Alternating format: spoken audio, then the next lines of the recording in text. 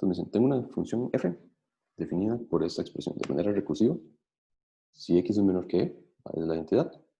Si x es mayor que e, es x por la imagen del logaritmo de x. ¿Okay? Y bueno, la pregunta es determine si esta serie converge. Entonces, lo primero tal vez que uno debería entender es precisamente cuál es el comportamiento de esta función f. ¿Okay?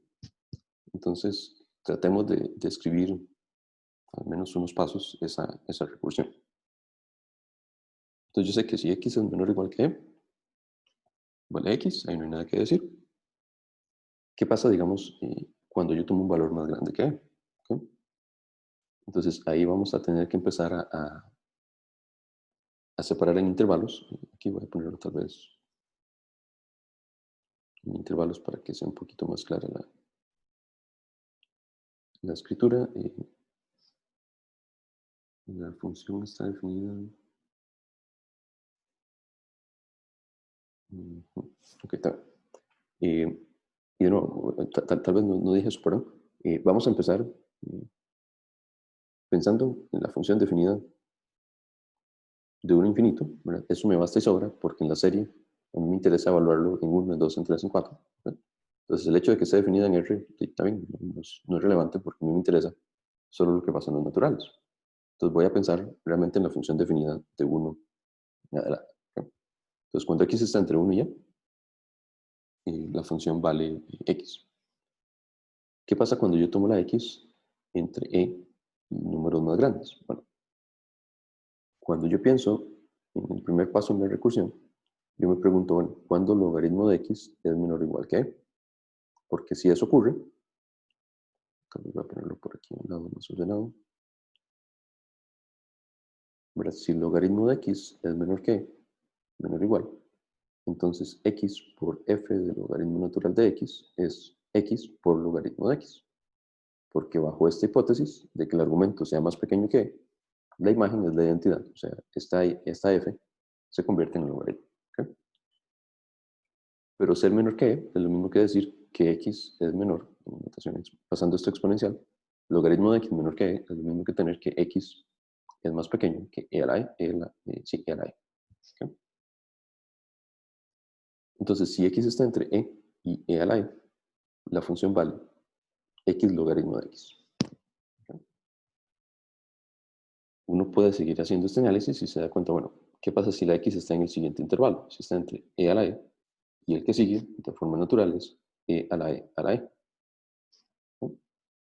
Entonces, si estoy ahí, uno puede darse cuenta que la función vale x logaritmo de x y luego logaritmo del logaritmo de x. ¿Okay? Y es esencialmente la misma noción de acá. ¿Okay? Y bueno, uno podría seguir escribiendo la función de nuevo un poquito bastante incómoda de escribir, ¿verdad? Porque vamos a tener este desarrollo acá. Entonces, aquí nada más en notación, ¿okay? Vamos a escribir este ejercicio logaritmo 1 como el logaritmo de x. ¿Okay? Y cuando escriba el logaritmo k, lo que estoy hablando es componer el logaritmo con el logaritmo k menos 1. ¿Okay? Y de manera parecida con las exponenciales, yo voy a definir la función x1 de x, que es nada más e a la x, y de manera recursiva defino la exponencial sub k, bueno, eso es pura notación, que va a ser e elevado a la función anterior. ¿Okay? Entonces, dicho de otra palabra, lo que estoy diciendo aquí, esto es, por ejemplo, este intervalo de acá, es el intervalo que va de x1 a x2. ¿Okay? Este intervalo de acá es el que va de x2 a x3 y así sucesivamente. ¿Okay? Cada vez que yo voy al siguiente nivel, lo que voy a tener es la misma función anterior y luego, aquí tengo 1, 2, 3, logaritmo, logaritmo, logaritmo de x. ¿Okay? Que es lo que estoy resumiendo como el logaritmo k. Esto sería x por logaritmo 1, perdón, por Sí, esto sería x por logaritmo 1 de x, por logaritmo 2 de x, por logaritmo 3 de x. Y así sucesivamente. Entonces, esa es la forma de la función, la cual es un poquito tediosa de nuevo en escritura. ¿Ok?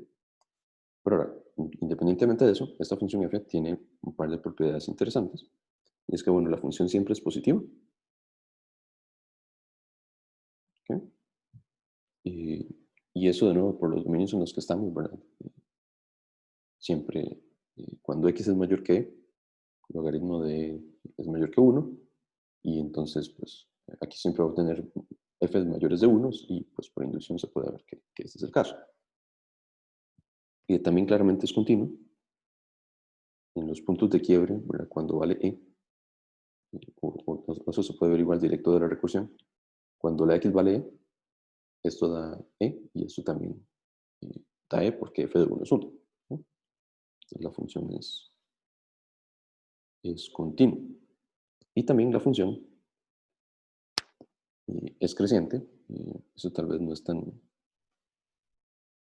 tan directo, pero sobre cada uno de los intervalos, digamos, yo agarro esta función, claramente tiene derivada positiva, agarro esta función, tiene derivada positiva. Inductivamente se puede ver que la derivada de cada una de estas expresiones es inductiva. ¿Okay? Esos detallillos también los dejo de tarea moral para que los verifiquen. Entonces, ¿qué es lo relevante de eso? Bueno, cuando uno tiene esas propiedades, uno puede relacionar integrales con series, ¿sí? Que va a ser la idea. ¿Por qué razón? Bueno, aquí tal vez una ayuda gráfica. Estamos hablando de la función 1 entre f de x, ¿verdad? Que es la que yo quiero calcular de la serie. Entonces, bueno, yo sé que esa función en 1 vale 1. Estamos diciendo que es decreciente y que es positiva y que es continua. Entonces, lo que sea que haga, va para allá. ¿Okay? ¿Y qué pasa entonces cuando yo considero, digamos, perdón, cuando yo considero esta serie? Entonces, ahí estoy tomando la imagen de 1, estoy tomando la imagen de 2, estoy tomando la imagen de 3. Entonces, cuando yo calculo el área de estos rectángulos, ¿verdad?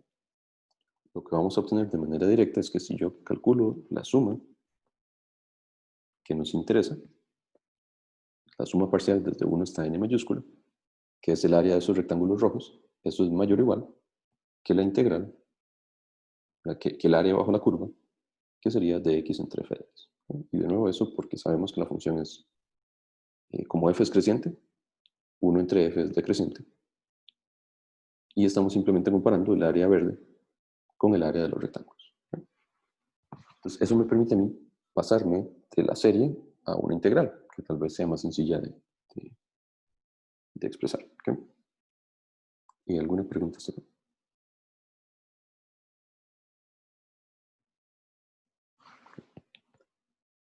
Y entonces, bueno, la pregunta, de nuevo, vamos a hacer, dime, Sergio. No, todo bien. Ok, perfecto. Entonces, la pregunta es, ¿podremos analizar esa integral?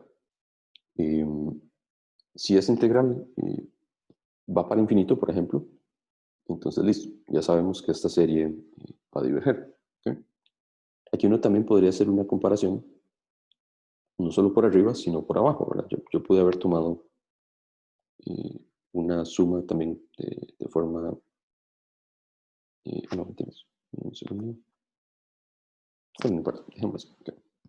Entonces, esa comparación de nuevo me va a servir si yo logro demostrar que esto es infinito, si es integral diverge. Entonces, eso es lo que vamos a intentar hacer.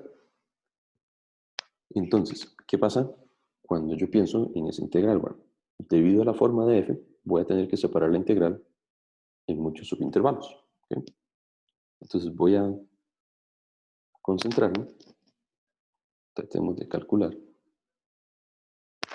qué pasa cuando yo estoy en uno de esos intervalos particulares que llamamos xk-1 a xk de x. ¿Okay? Por ejemplo, cuando k es 1,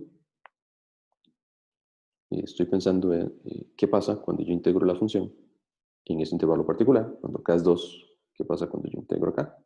Y así sucesivamente. Sí. Y entonces tenemos que pensar en integrar la función 1 entre f de x.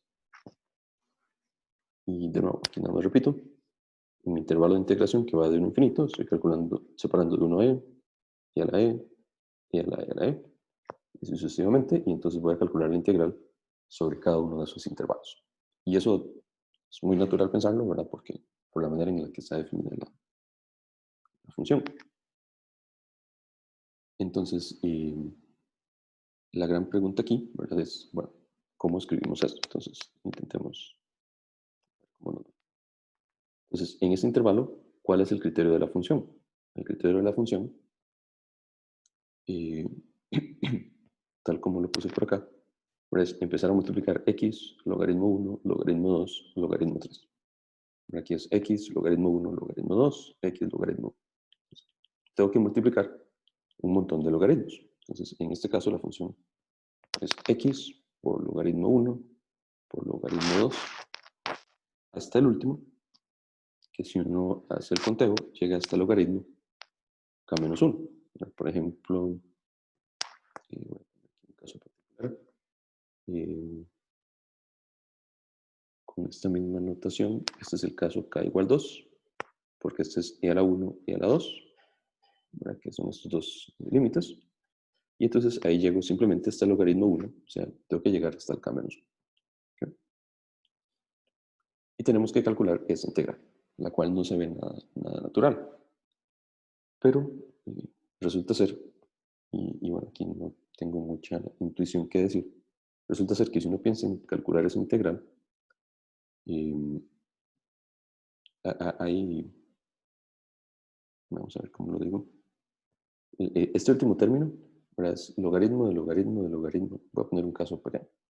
Entonces, si yo pienso en hacer esta sustitución, cuando derivo, por regla de la cadena, derivo el de afuera, luego derivo el de adentro, y entonces me queda algo así, que si se fijan, se parece mucho a la expresión que estamos integrando. ¿Okay? Pues eso sugiere que, bueno, hagamos un cambio, hagamos una sustitución, a ver qué ocurre. Entonces, precisamente, voy a hacer una sustitución, y igual al logaritmo k de x. ¿Okay?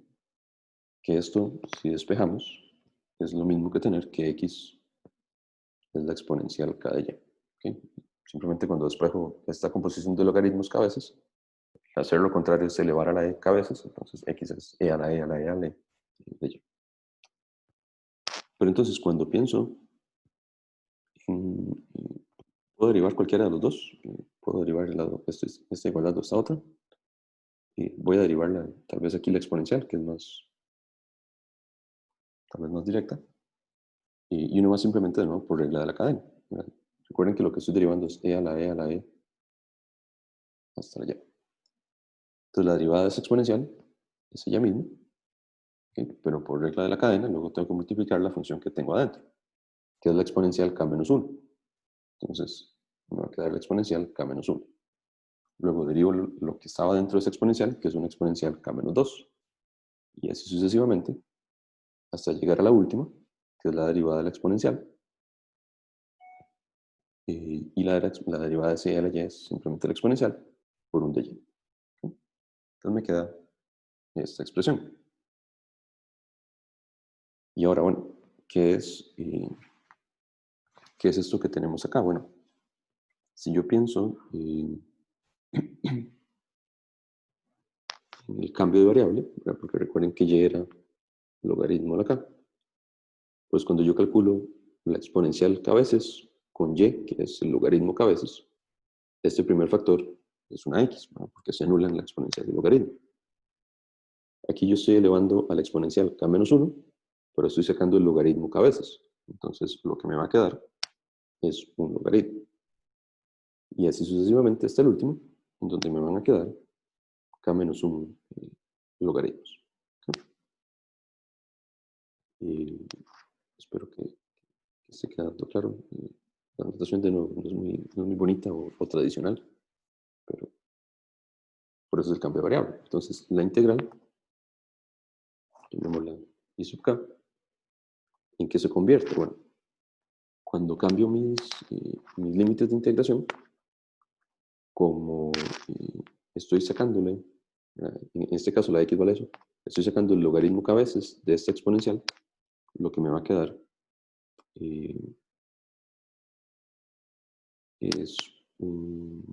ok, un segundo.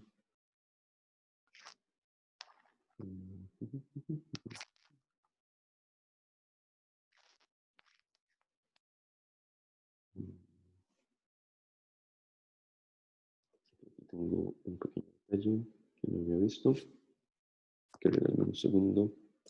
Pero bueno, tal vez aquí de manera directa la función sí es fácil de ver, porque tengo dx entre esto, que es dx entre toda esta expresión.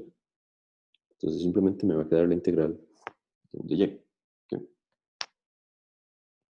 Ahora sí, ¿qué pasa con los límites de integración? Cuando yo tomo los límites de integración,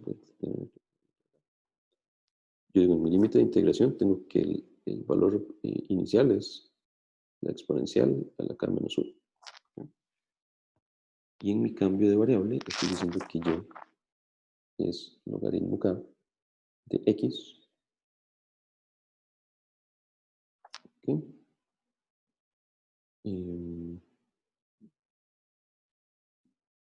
Ok, puse algo mal, perdón. Sí, ok, error mío. Aquí los límites de integración los puse mal. No son, estos límites no dependen de x. ¿Okay? Son los límites, ¿verdad? Todos terminan en e a la 1. Recuerden que la definición de la exponencial era e a la x. Entonces, todos estos límites son, el límite superior es la exponencial 1 k veces y abajo es la exponencial 1 k menos 1 veces. No puede depender de x porque son constantes. ¿Okay? Entonces, ahora sí, cuando cambio los límites de integración, ¿qué ocurre? Entonces, cambio este límite acá. Como tengo el logaritmo k y la exponencial k menos 1, entonces k menos 1 se anula y solamente me queda un logaritmo. Pero como, bueno, lo voy a poner así, me queda un único logaritmo que sería el logaritmo de 1. En el límite superior tengo la exponencial k veces con el logaritmo k veces que se anula y entonces simplemente me va a quedar 1. ¿Sí? Ahora sí. Y entonces, ¿qué le pasa a esta integral? Bueno, el logaritmo de 1 es 0, esta integral es constante, esta integral vale 1. Entonces, lo que estoy diciendo es, no importa sobre cuál intervalo yo integre, esa integral siempre va a valer 1. Entonces, aquí vale 1, aquí vale 1, aquí vale 1, siempre vale 1. Entonces, cuando yo pienso en la integral total, desde 1 hasta infinito, esto efectivamente diverge, porque estoy sumando 1 más 1 más 1 más 1, una infinidad cantidad de veces sobre todos los intervalos. Y por lo tanto, como esa diverge, la suma original también diverge. Y aquí lo puse al revés. Y listo, esa serie diverge. ¿Alguna pregunta?